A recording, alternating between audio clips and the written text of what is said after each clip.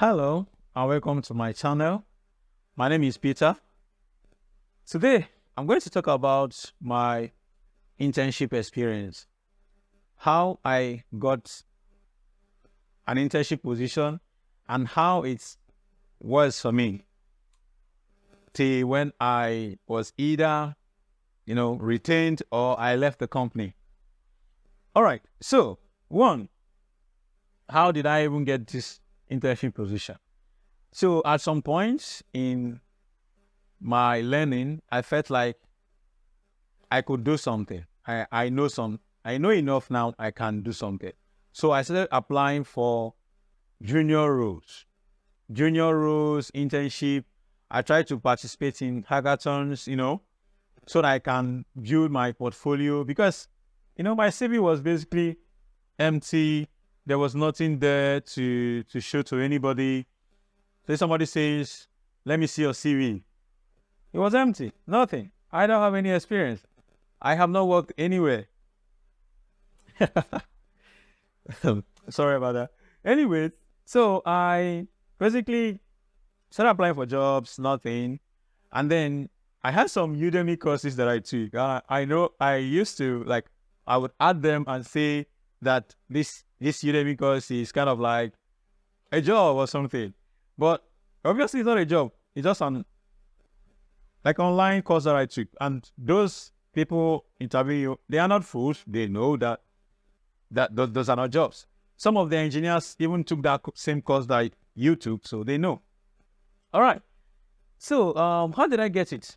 Like I was saying, I managed to get this internship through a friend. Surprisingly, my friend applied for an internship. He applied as a React engineer, a React developer, anyone. But they gave him a task and they said that he didn't perform well. And he told me. And he said, okay, will you apply? And I was like, okay, sure, let me apply. But that my friend at that time, he was better in design. I was more of a logic person. I could write all the logic, write all your JavaScript that has nothing to do with your styles, write all the backend. That was what I knew. I was more in the logic. He was a great designer. Back then, if you gave me a web page to design, maybe a simple landing page, only the navbar might take me 2 weeks. 2 weeks, and I might not even get it as you want.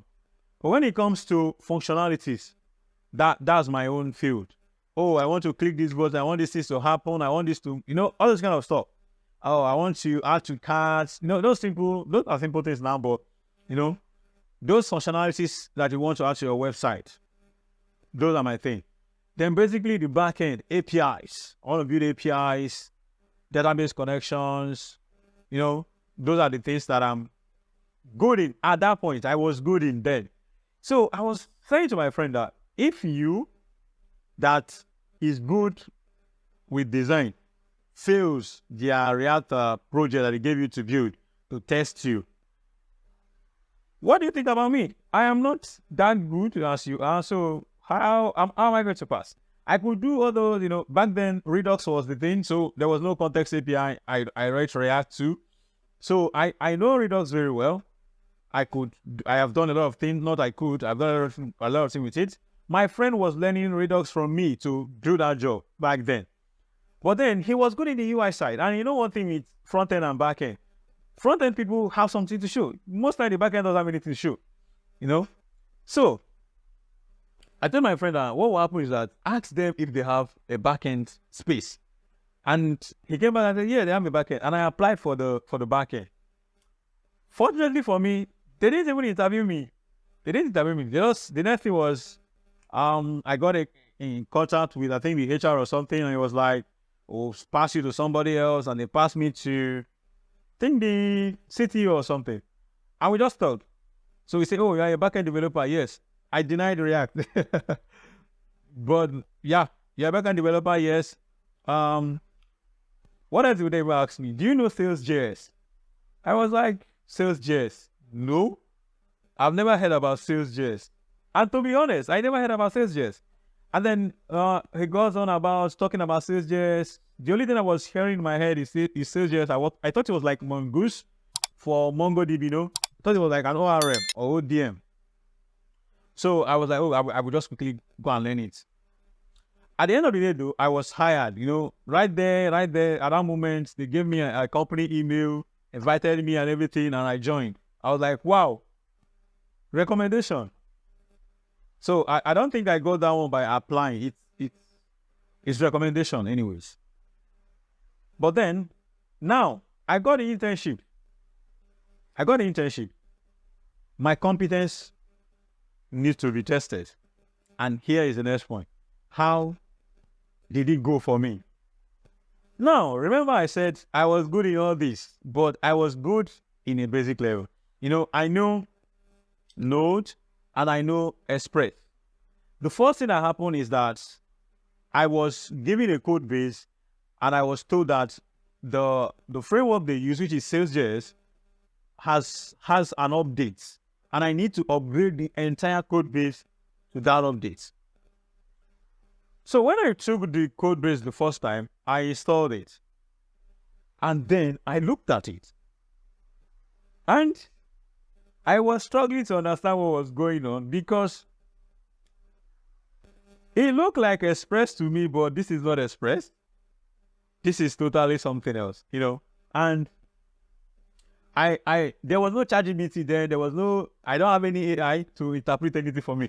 So I had to sit down, read the code, understand. And Sales.js has all these custom things that they built into Sales.js that I have to understand. Now I have to be reading their old documentation and read the new documentation to see how things are done in Sales.js. First, how it is done in the old one, because that is how my code is written. Now I need to learn how it is done in the new one. And then I managed to you know, set up the project. I set up the project. I began to write one or two things. I began to learn what is going on, trying to understand and asking questions. Because majorly, it was about asking questions. There were so many questions to ask. What does this do? Because there is so many components. I have not seen a project as huge as that. All those projects that I've worked on, that I always say, oh, I've done this, I've done that. They are a tiny fraction of what I have that I have to work with. There's so many parts. I think I used a template engine called Pog. In that project, I used EJS. So, at the end of the day, though, I just kept asking questions. I think what saved me in that internship, because I might have made a mess of it, is that they had features to build, and they asked me to paint and join them in that new feature. So they would assign tasks to me. And to be honest, as an intern or a beginner, this person, or who was assigning this task to me, they would explain this task. They would explain like 7 times before I would understand. They would explain and explain, and I would keep asking questions. Before I would understand what I'm supposed to do. Like, in fact, right now, when I think about it, I just say, like, I have stressed this person so much. And I just feel like maybe the only reason why this person would let him or herself be stressed like this, is because I'm an intern. Because I stress them so much. Like, simple things I do not understand. They would explain. It was so much. So, if you're watching this video and maybe you get an internship and you get to feel like me, come on. Some of us have been there. Or many of us have been there. At that point where you actually get this job or get this internship, you now understand the difference between writing code for yourself and writing code for people to use. You know, for me, I was put in there. This code is going to production and I need to write it. You know, and somebody needs to review it. A senior needs to review it. And then, you know, I started working. I was very slow. And I made a lot of mistakes. A lot of correction. There is something that I remember, that I still remember till today. I can never forget it, which is things that has to do with loop. Because back then, we had so many API calls, we have these services that call themselves, and sometimes we have external services. And I would rope those things in a loop. And I remember vividly how my CTO would scream, don't do this, don't loop over, because we're calling the database, like, don't loop over these things and don't make these calls in a loop. So that means if we have 1 million users, we are going to loop 1 million times. And it'd be like, find another way to solve this problem. And I would be like, in my head, I'll be like, if you know the solution, why not just tell me? Why ask me to find another way? Why just tell me the answer, or just tell me how to do it? And the how to do it is simple. Don't loop. But to me, if you know the answer, if you know what I should do, just do it. Sometimes I'll be like, you are delaying this project. I know we need to do it fast, but you know the solution to my problem, but you won't tell me. Even though I couldn't tell him that. But that was my feeling right there. So it was a lot for me, but I navigated. But why I'm not saying this is just to say that there are mistakes that we made. I made a lot of mistakes. I was quick to write code. I wanted to just tell me what you need me to do, and then I want to write code. As an engineer, I just want to write code. I wasn't thinking about the whole, from the beginning to the end, the lifespan of this thing I want to do. I wasn't seeing myself as a problem solver. To me, I was solving a problem, but that is not what, they want. I'm just somebody who writes code. For now, you can just pick an AI to replace me.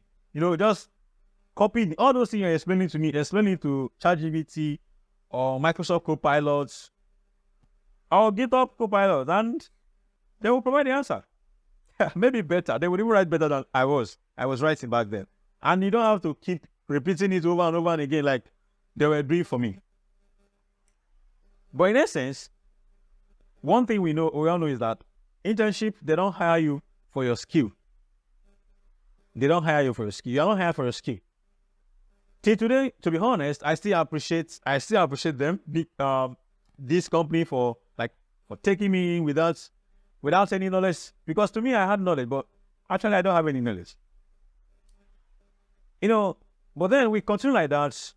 Like I said, a lot of mistakes, a lot of don't do this, a lot of go and rewrite this, a lot of that. And then in internship, you realize that many of the things you might not even get one, you might not get to use them because maybe the company have things that already use.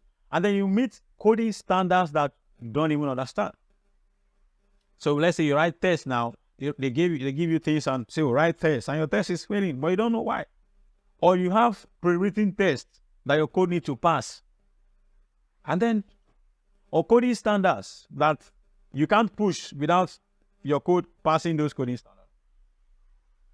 So, at a point, I felt like, I don't know what I'm doing here. I'm just wondering why I've not been fired yet. But then I persevered. I couldn't go say that. I was still getting tasks. I still had to have them deliver. I think we're using ClickUp back then as our project management tool. And then I was still seeing my name assigned to things.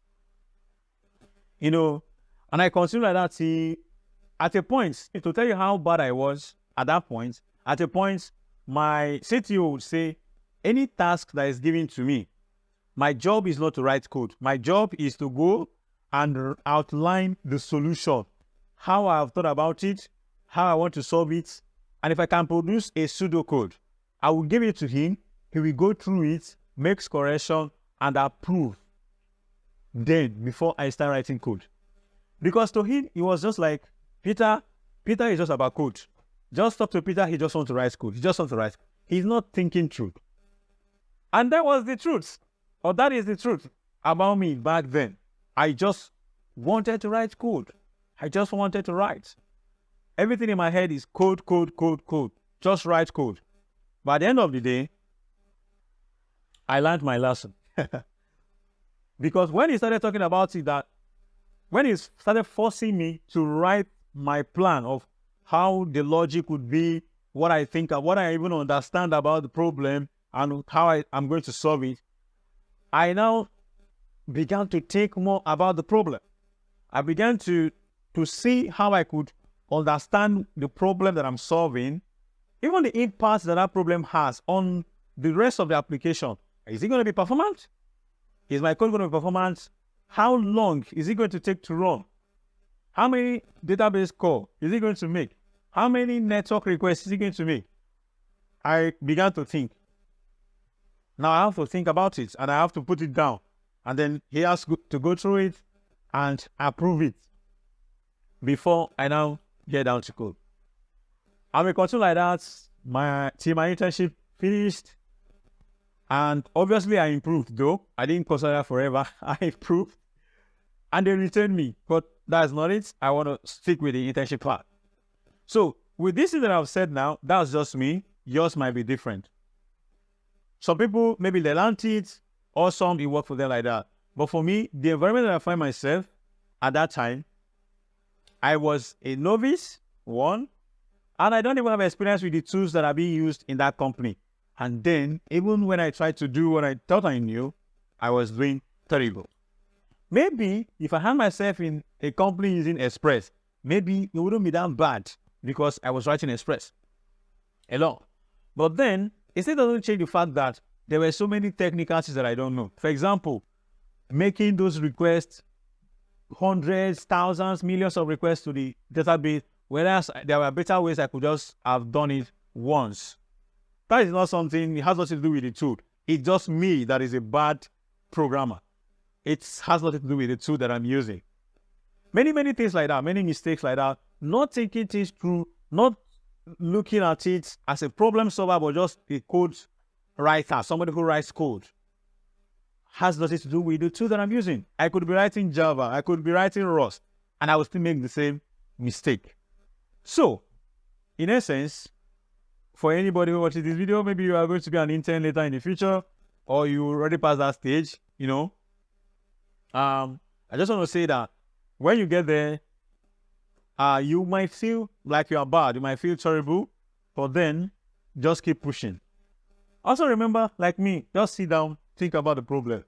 Don't rush to write code like me. Don't just rush to write code. Oh, I just want to write code, I just want to write code. Think about the problem. Bring the solution, visualize it.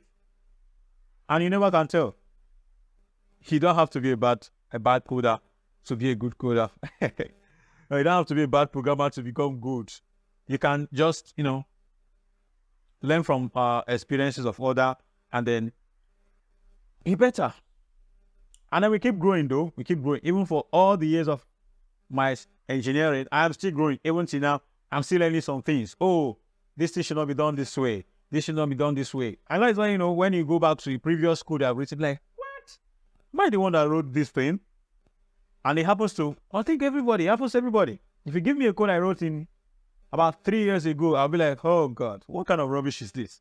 Who wrote this rubbish? But it's me. And it just happens like that because we keep learning, we keep growing, and then, we never stop learning. If you stop learning, maybe you are dead by that point. So if you watch this video and you got to this point, I would say please hit the like button so that YouTube will know that this video will help some people and help it reach other people. Subscribe to the channel if you have not subscribed. Tell me, how was your own internship experience? Please comment. I would like to read it to know how it was for you. I want to hear good. If it's bad like mine, fine. Doesn't matter. We have all gone past that. We've improved. We've learned.